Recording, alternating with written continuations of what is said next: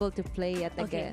Let me just interject that. You know why they actually banned off Uranus as well as Fanny? This is the reason why they give the full respect straight away to Zeph. We've talked about it, that she's the best jungler. She's been already acknowledged by all of the players, not just by the community, but the best players of Onyx or even best players of Indonesia. Guys, I will echo that statement. Kyrie and Sutsujin have said Sev is one of the best, if not the best Fanny player that they've seen. Better than them, actually. He said that. Yeah, and that's true. Actually, they're not kidding around. So it's something that you have to acknowledge if you're a DreamHack girls, right? And for the side of Onyx Indonesia, they're very straightforward. They want to achieve a goal.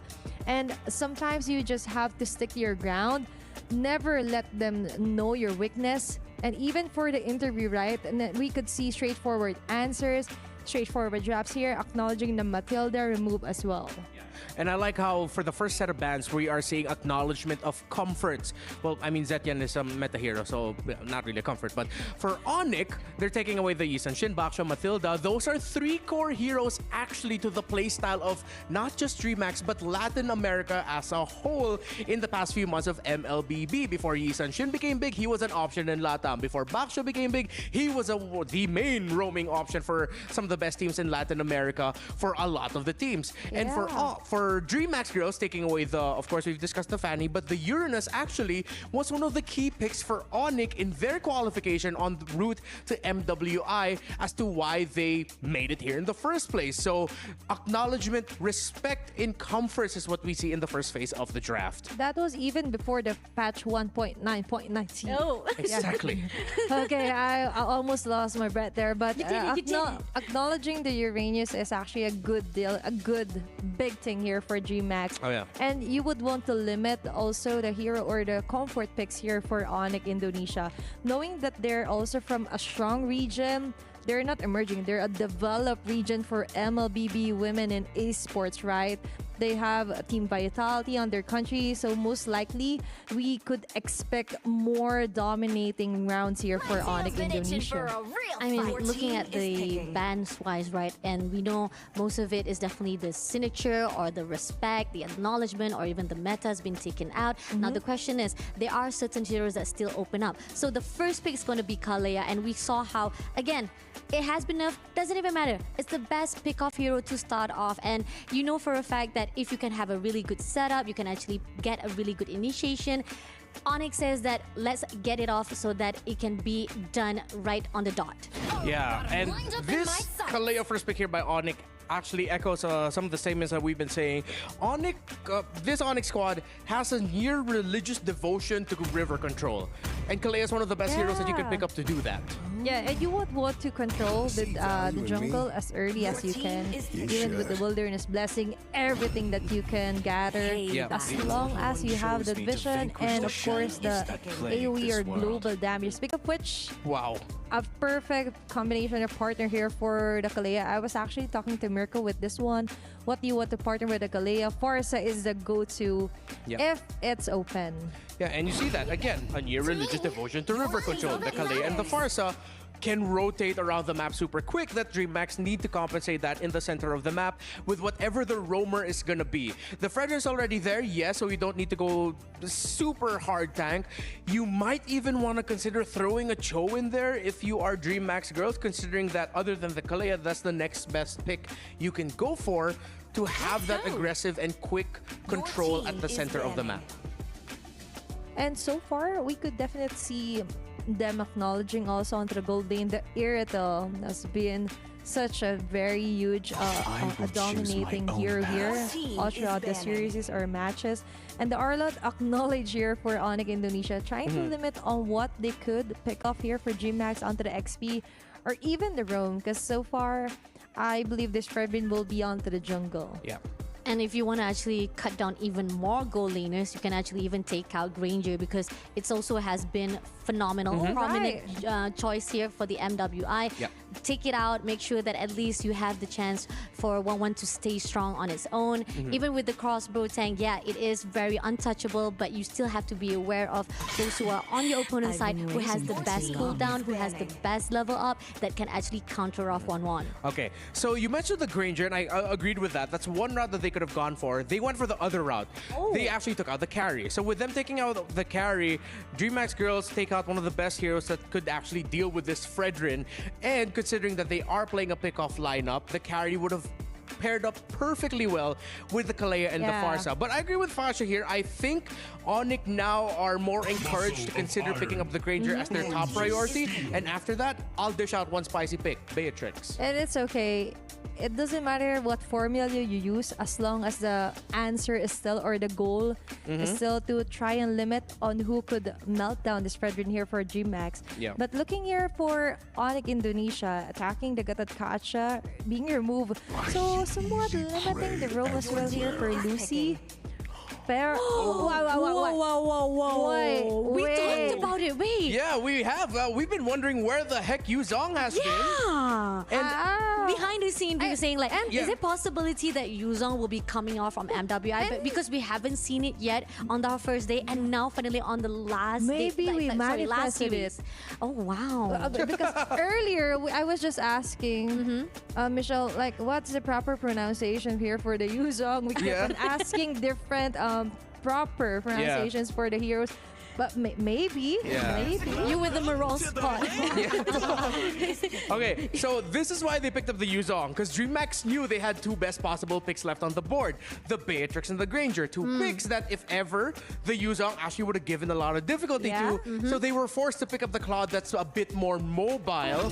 And actually, I really like this Claude pick. I'll always love when a guy pick up, so I'm very happy with the draft of the Onyx. I'm not freaking out. Pandas are my favorite animal. Angela is actually the pick up there for GMAX. We've seen the Ake being picked off earlier. Yeah. Sadly, it didn't work, but maybe for this round, I could see the happiness in Myanmar's eyes. And again, remember, that was a classic combo in the past. Akai and Farsa together. Right? And for the side of GMAX, okay, it's going to be the support. Yeah, Angela. All right, those are quick thoughts on the draft. Let's go on over to the casters. Thank you for the quick thoughts there for the panel. We've had our own quick thoughts here on the draft, and we love to see it. The Akai coming through, the Angela on the other side. What is up, guys? Once again, welcome to the desk. It's me, Naisu, joined here with Brigida to bring you the last best of three here. Day one, MWI at EWC. And once again, we have Onyx versus DreamHack girls. Brigida, what do you think of the lineup here? Are you on the same sentiments with the panel? Yep, I've been actually dancing You've been dancing. since they've been picking up the Akai, the Claudes, and the Yuzhongs, specifically for this draft. They brought out all the surprises towards the latter portions of it. Yeah. And it's been a while since we've seen that jumbo hard card together with the Black Dragon form combination, which we will likely be seeing later on. Whoa. But for now, what we're seeing is the first blood going into the hands of Onyx Philippines. That's going to be Camus immediately taken down. And it seems like they still want to go for Lucy, but they take, or she takes out the possibility of getting stunned with a Purify, but not even that. Oh, my mic got displaced. Okay. It got displaced. Onyx Indonesia is on a roll already, 2-0. And, you know, this is a thing, man. Like, with Onyx, they're still going. They do not want to stop. How will not get punished for that, okay? So, as you were saying, this is exactly why the casters mentioned. However, Onyx is trying to play is not that different from Team Vitality. And another quick rotation coming in from Levy. Oh my goodness. This is a whole lot of action, Brigida, that we're not used to seeing this. Like, I mean, maybe that first blood under the minute that we saw earlier on, but this is already a total of 4 kills going on. Sev? Now it's Angela's that they're trying to go after, but Sev, okay, will be somehow able to keep herself safe and will get that level 4 as well. So it's been a very aggressive first few minutes for Onyx. Every single time that we get a new camera angle, I feel like something is happening. I guess this is why our panelists have been putting so much emphasis on Onyx and their river control. Yeah. Because look at how in control they are based on how they're playing out their mid rotations. And this is gonna be so much trouble for DreamHack girls because you wanna put so much of your resources, so much of your attention to Blaze Kitty, but how are you gonna do just that? Your XP lane, your mid lane, they're just so pressured right now. Yeah, it's a lot of pressure going around. That's a really clean turtle take too, just with everything that happened, you know, the past couple minutes, allowing Onyx to go ahead and do that. So it's a lot of aggression early on. I mean, a feathered airstrike being dropped down, I feel like, you know, for just this mid lane, a lot of the focus has been there. Yeah. And then look how fast they rotate down to put pressure here against Blaze Kitty. Okay, there's no feathered airstrike, however, but this is gonna be enough to provide some space for Yippee and Zeb to get some energy shields, but it seems like there's a plan coming in from Angelus. They won't go for the commit. However, there's still the threat of Onyx fighting back anyway, so they probably want to respect that for now. I think for DreamHack Girls, one of the big things is, again, playing around Lucy here. Lucy just got the level 4, so she's got the Heart Guard ultimate now available to her. She could actually help with either, you know, easing some of that pressure or that aggression that's come out from Onyx earlier on, or possibly to set things up, especially when you have when Day is on this Yuzhong, like you mentioned earlier. It's been a while. Oh no, Day? And speaking of Day, I'm sorry, Day. As soon as I mentioned it, you're gone. we didn't even see the Black Dragon form in action just yet, because even for the first objective, it was just a clean take from Onyx. So now they're clearly showing us that this is the kind of play style that they want to go after, even if it's a somehow unconventional in the current meta type of gold lane that we're seeing. They're just making it work based by looking at their mid rotation. Yeah, you see this pressure still being put on this side of the jungle for DreamHack Girls, and really having to do work to secure it for Angelus, you know, to get this purple buff even. But as you mentioned, it's the gold lanes are pretty much at a standstill because there's been so much pressure on the other sides of the map. You know, Yippie's just been able to farm up. They're going to contest this, though. Oh, a well-timed knock-up coming in from Pau. Now that denies the contest coming in from DreamHack Girls, but the blazing do it from Yippee! Will be able to take down Camus. DreamHack Girls, however, they're fighting back. They took down Livy and Poe, and now it might be Napilera next. But that seems to be the end of the duration of the Black Dragon form. However, Day still wants to go for it. Blaze Kitty supplying the free hits, but that might not be enough. And DreamHack Girls have to disengage. Oh, that's too bad. Again, I'm surprised they continued on. Maybe they should have just got what they had and backed off. But, you know, nonetheless, a trade for both sides. But Yippee still using that Blazing Duet. I mean, it's been a while since we've seen a quad really in action competitively. Ouch. But they can see they want to focus down this tier 1 turret. That's going to be the focus for Onyx. And they'll get that. So again, second turret of the game, second turret going down. Now that top and that bottom are clear. They'll make their way up to the mid lane now to focus on that. So DreamHack Girls, where can they turn this around already as we get into these mid games here? We're going to see the instant replay of this. This was a fight once again that was initiated. Pau jumps in, uses a tsunami slam. It gets focused. The Heart Guard and the Yuzhong combination we were talking about before is so good. Great Petrify down here too to stop some of that feathered airstrike from Livy. But again, they do eventually re-engage. So that combination with the Heart Guard and the Yuzhong is always going to be something that they can use for DreamHack Girls. But a lot of it, again, is the timing on it. Yeah, and like, who do they decide to go for? I think it's pretty much a given that you want to go after Livy. But what happened in that exact team fight was the plan B we could expect from Onyx, which is, again, Yippee is still deciding to go in, dishing out the damage towards the members of DreamHack Girls. So Onyx have a very good way of splitting DreamHack Girls up, even though they want to make it work or they want to revolve around the Yuzhong and the Black Dragon form and the engages later on. So with that, last turtle of the game, just going to go in the hands of Onyx. So 3 for 3 here, objectively, securing everything they need. So DreamHack Girls will let that go through. I'm wondering if they're going to be in a position to actually... Oh, he just gets out of there, by the way. But if DreamHack Girls will actually just... kind of focus on the Lord to come up here. Will they be in a position to actually contest it? As we take a look at the items here, you're already seeing the disparity between some of the crucial lanes differences, especially, you know, Seb has a good 2,000 gold against Angelus here. Day's in trouble. That's another pick off from Onyx.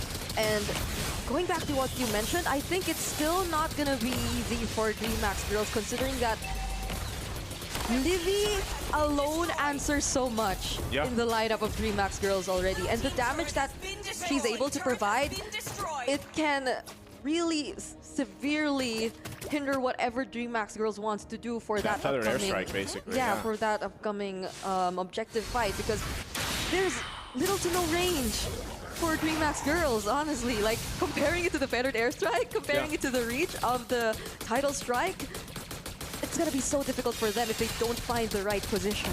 Yeah, that's a great point, because typically why we see Farsa so strong and such a priority right now with a lot of lineups is the zoning potential, the amount of damage burst that comes through, and that's not really matched by a lot of heroes. But then you consider that, okay, how do we play against it? Well, sometimes you have to wait for the feathered airstrike to be done with, or you end it, which is what we saw Day do when she's got the heart guard. But again, that's all kind of a timing thing, because you're seeing just the damage there is split, and actually surprisingly too, even the Yakai from Navalera is being second in terms of the damage. So again, it's not every day you see an XP lane. Oh no, get out of there, Goddess! But how? Hero has been slain. There's no other That's the way. damage. Yeah. And how does she walk out of that? Like, I don't think, or she already probably used her first skill to reposition somehow get away from that. So she could have crossed the wall. And now this is a free Lord going into the hands of Onyx. And honestly, I feel like one of my worries heading into this game was how well are they gonna layer their skills? There's the heavy spin, which can potentially, push back some of the other members of DreamHack girls, and you want them to be in a certain spot for Yippee and Livy to actually land their skills. But it seems like there's a different purpose to the heavy spin of Navalera at this point. It's just gonna provide that additional barrier. So DreamHack's girls, they definitely won't be able to go for the targets that they want to go for the pickups that they want to go for, because look at this guy just blocking every single opportunity away from DreamHack's girls. There they go, prepped up. Lord in the mid lane, DreamHack's girls still quite down in terms of gold. The shields are going to be popped, so they clear out with that wave, but the Lord will charge in the mid. Feathered airstrike going to be dropped down.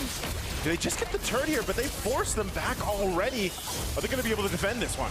That was just the feathered airstrike and the Queller, but that was so much damage already. Now there's the Black Dragon form and the Heart Guard. They're trying their best to defend this, but they lose 2 inhibitor turrets already. Navalera might just go for the attempt, but it seems like the Tsunami Slam will be used first. Navalera falls down, however, and there's the double kill from Kami's. Blaze Kitty trying to look for the stacks. Won't be able to use that crossbow of Tang, but imagine they were already able to do that even without the crossbow of Tang. They got at least a couple kills for DreamHack's girls. That's what they needed. They lost 2 of the base turrets, almost 3 though. And again, it was Onyx just kind of deciding like, hey, can we actually end it here off this push? They kind of tested it out. Navalera also got checked a little bit. She got blasted pretty quickly. You're going to see this once again from our instant replay. The Heart Guard was there on Day. They jump on in. Navalera's like, oh my goodness, they actually are starting to hurt. And that was a great Petrify too. Oh, meanwhile. Oh, there's another fight happening here in mid. Navalera might not be able to escape this. Septo goes in, shuts down Kamis, and the Blazing Duet from Yippee will be the follow-up, so they will be pushing through with the fight. 3 members down from DreamHack's girls. Yippee still trying to go for it. The Heart Guard is used onto Angelus, and that will be enough to keep them alive. I think they want to push in. They're all in the base. They have that one wave pushing down bot. They're going to clear this out. They have the mid wave pushing in as well, and DreamHack's girls will still hold on. I thought they were going to go ahead and continue on further. They're 30 seconds away from the Lord to come up. But we have to quickly look at the itemization once again. There's still a big difference, at least here in the gold lane especially. But if Blaze Kitty can get that crossbow of Tang off, it can be set up for her. Again, she's only got the trinity of items that she needs, but still she's lacking that opportunity to get the airtime. That's the biggest problem here. So Lucy's got the choice of, do I use this on Blaze Kitty, for example? Do I use that Heart Guard there? Or do I always use it on Day as this will be taken again? Unless... Oh no. One more time, though, will they get to take Angelus. down Navaliera? But it seems like Angelus will be the first to fall. It's not going to be Navaliera. Day's also pretty low. And Yippee with a double kill. Make it a triple, actually, as he also goes for Blaze Kitty and a maniac towards Day. It's only Lucy left alone. Here's Yippee for on the the side Savage. of Dream Max Girls. Yippee going for the Savage and might just actually take it. The first Savage here in MWI. And Onyx secures game number 1. And they did it through teamwork. Onyx coming out with a Savage, coming out with a victory in game 1 of the best of 3. You can see they're definitely happy about that. Once again, it just looked like, man, there was a moment that maybe DreamHack Girls could turn things around, but then they went for that fight. I almost would have said better off to just try to defend again. But unfortunately for them, maybe they had no choice. Maybe they just had to go for it and see what would happen. And unfortunately for them, they got caught in a bad situation, a bad choke point around that Lord. And they just kind of got split up and dismantled there in that fight. I mean, who knew that there was an Akai approaching them from that angle as well? Because that's the jungler, the Retribution holder. So you would expect that at least that could be one of either 2 people holding the objective, trying to dance around it. But since they all decided to go in with the Black Dragon form and all that, and they were unaware of the angles, it's again a very great response coming in from Honor.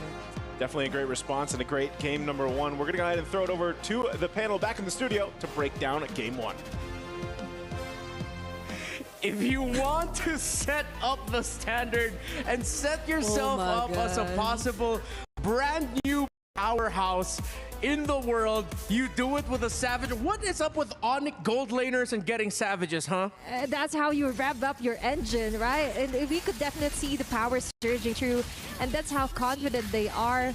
First game on the MWI, your first ever game here, and you get that Savage. I think it's in their blood. It's in their DNA, I think. I mean, we've been always talking about the junglers. We've been focusing on Angelus as well as Zaf Showdown. But little do we know, here comes Yippee popping off everywhere, just doing everything that is possible that denies the movement of DreamHack Girl itself. And they couldn't do anything. Yes, you have Yuzong. You were supposed to be right on the front line. But then it was shut down completely. Angelus overextend. And that definitely gives a really good hope for the team of Onyx to just shut down DreamHack. It totally changed the atmosphere. The relaxed attitudes earlier, they were like all smiling after that Savage here for Yippee, and that IGN is a perfect Yippee. Hello, it wasn't just them. We were here inside our own studio to say Yippee when she got the Savage as well. We were all for it for her. I said something, but I think it's better off that I don't say what I yelled out. But I was happy about it. I was definitely very, very happy about it. For Onyx, well, we did say the Claude was like, at that point, a really good pickup because we've tossed up the possibilities. They could have gone Granger, they could have gone Beatrix. Seeing that there's a Yuzong on the other side, they needed something really mobile. The Claude ended up becoming a perfect pick. And that Claude, I feel like it ended up personifying what Onyx had a really good strength in for this game, which is unpredictable mobility, where they can approach from multiple angles. They don't have to fight honest MLBB. While DreamHack girls, clearly their lineup was all about honest MLBB with an Angela Fredrin at the heart of their combination with a Yuzong Kimmy. That is as honest as you can get with playing this game. It's not much of an improvised, more on playing onto their strengths here for Onyx Indonesia, right? Especially with the Claude pick. We've mentioned you need to be very agile when it comes to a Yuzong, right? You will be hunted down each and every time, but with a Claude, you have the freedom. You have the freedom to get a Savage, right? And that's what happened here for Onyx Indonesia. A new powerhouse in the making here for MWI. And the fact that you talked about how Panda is your favorite animal, and it was popping off everywhere. That heavy spin was just right on time, denying every movement of DreamHack Girl itself. Wherever you are, put some respect. Put some respect on Akai's name. Every time I bring it up in MPL Philippines, they're like, Akai's a little bit crazy. I mean, in this scenario though, it was perfect because it added a little bit more of chaos to counter up what DreamHack wanted to bring to the table, and it worked out very well, supplementing the rest of the team. Let's go get a magnifying glass and look a little bit closer at two specific players at a very specific role, I believe we are going to be looking at the... I've gotten what I've already requested for here, I'll be honest. Okay, over. Exactly right. Thank you. Okay.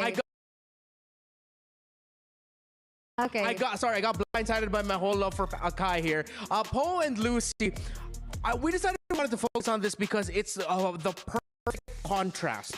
On one side, you have a very active roamer who sets the tempo through aggression, while DreamHack are playing a roamer that, if you're up against a Farsa, a Kalea, it's so difficult to control the center of the map. And that is what I think Fasha wants to point out when it comes to the question, like if you are against or pro onto the support roamers, and it really reflects onto this era or onto this game. Like you mentioned, that is an easy target if you're like onto the support roam, right? Yeah. You could easily be countered versus on what Onyx Indonesia has together with the Kalea. You could have the freedom to actually set the tempo, set the clashes compared to the Angela, right? In some ways, it feels like we actually saw an alternate universe version of the previous series, where in game number 1, you're seeing a lineup with a lot of aggression, a lot of tempo setting, against a lineup that was going a little bit more defensive and counter-punchy.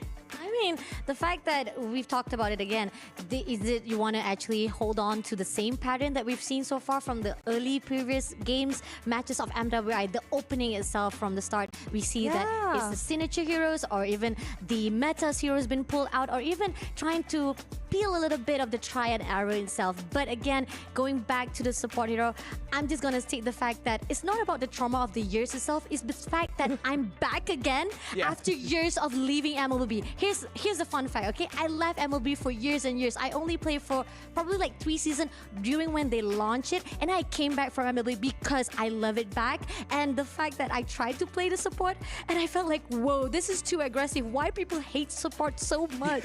Like, give some respect, man. But again, this is the reason why we keep on saying support is a really risky 50-50 situation. To be fair, I feel like all those deaths in game came from respect because they knew what you brought to the table. And that's exactly what happened to the roamer of DreamHack's girl there, Lucy, up against Poe. It was way too difficult. With everything that was happening with the gold lane, the roam, the mid lane rotations, it seems like one of our stars heading into this game was sort of under the radar, but she had a near perfect game. Let's look at Sev flexing off her mechanical skills.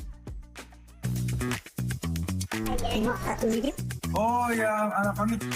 Yeah, Sef. EV. Siapa namanya? XEV. Because she can play Fanny. Because her funny is good. Sujin jago or safe jago than Fanny? Everything. I just think that I'm good, but not that good. It's just enough. Can you show us your Fanny skills?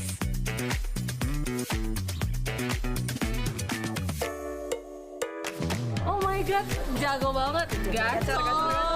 Makasih ya atas pujiannya, guys. Gimana? Bang, putaran gas lawan. Ini gacor banget, gak sisa dia udah bisa gantiin Kairi nih di MPL. Udah boleh nanti kita ketemu langsung ajak Bewan Kairi. Gacor. Kairi hati-hati ya. Makasih ya. Kamu bakal ke-replace sama Chef Yola. Makasih ya. Ya. Makasih loh, teman-teman. Again, if you missed the pre-show, exactly what we were talking about there earlier with Sev, highly touted as a Fanny player. By the way, real quick, Athena pointed this out. Shout out to Oheb of Team Liquid because he was on the sticker on the back of that device that Sev was using. We don't know if that was her device, whoever it was, but they owned a Oheb sticker. Shout out to you, Oheb. But yeah, Sev, really good in Assassins, and she is highly touted. And a huge shout out to Kairi. Be careful. You mentioned watch out for Sev. Yeah. You might be replaced for the main team, right? Yeah. Now at this point, I really hope we actually get to see a chance of her playing this Fanny. A few more bits of information are going to be showing up in your screen in just a bit so that we can get to understand this player a little bit more. One of the stars that we've described under Onyx. Real quick, actually, I'm very curious. Are there any like very wow players for you in the Malaysian Academy League that sticks in your mind as like really good at Assassins? I'm just curious. Assassin-wise, I guess there's a lot, like probably from a couple of teams that from even the grand finals itself, the champions. But even though the spotlight has been given to the assassins, while, but again during that time, the patch notes was a lot for the mid laners because Kimi was rising off, popping off really, really good. But yeah, gold laner as well as the mid laner was the high and rising stars of that tournament itself. Yeah, okay, so let's take a look at this quick quote from Sev. She mentioned here that I have terrible eyesight. I'm so sorry, Athena, could you help me out? Okay, according to Sev is that DreamHack Girls is not on par with C teams yet. Good luck, have fun, but keep an eye out on our gold lane. Wait, when did she say that? She said this before the series started. Yeah. So it's like she manifested it about saying like, keep an eye out on our gold lane. Who got the first Savage of the tournament? Yeah, and very specific. It's like, that's not a small punch, by the way. That's a huge punt here for Sev.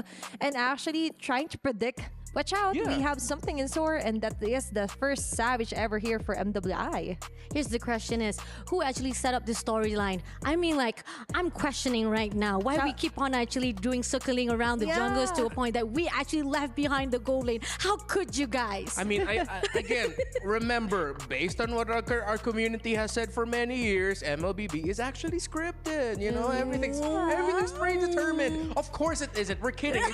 It just so happens to be that some people are really good at their jobs of analyzing the game and preparing the creative stuff, that it's just perfectly all set up. But in that regard, we would like to thank Sev for actually already setting up the gold lane Savage, even though we didn't hear about it in the past.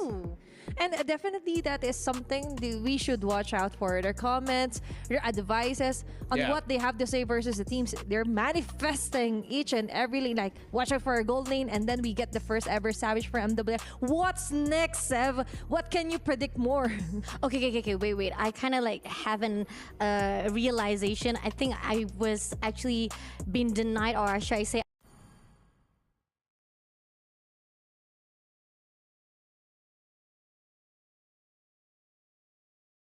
and they have additional import players from Indonesia as well. So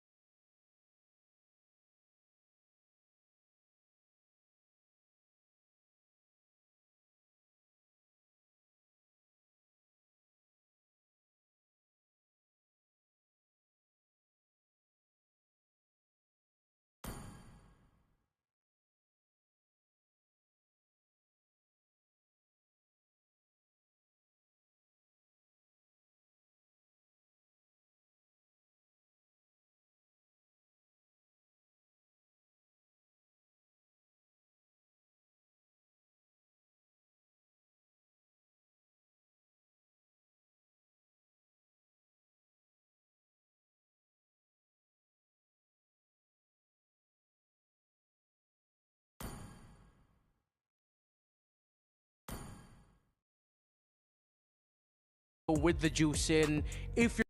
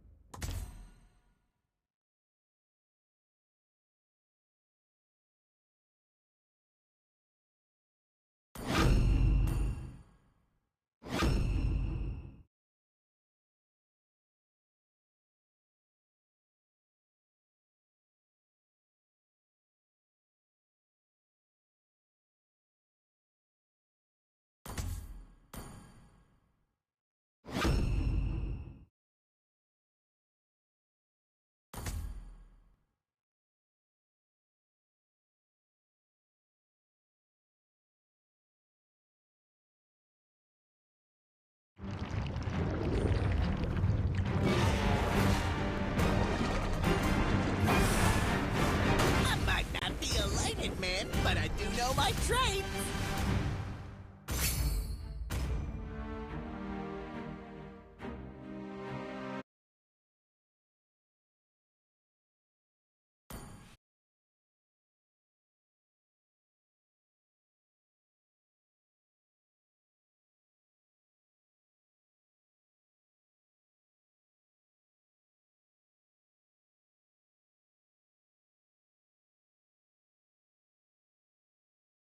Welcome to Mobile Legends!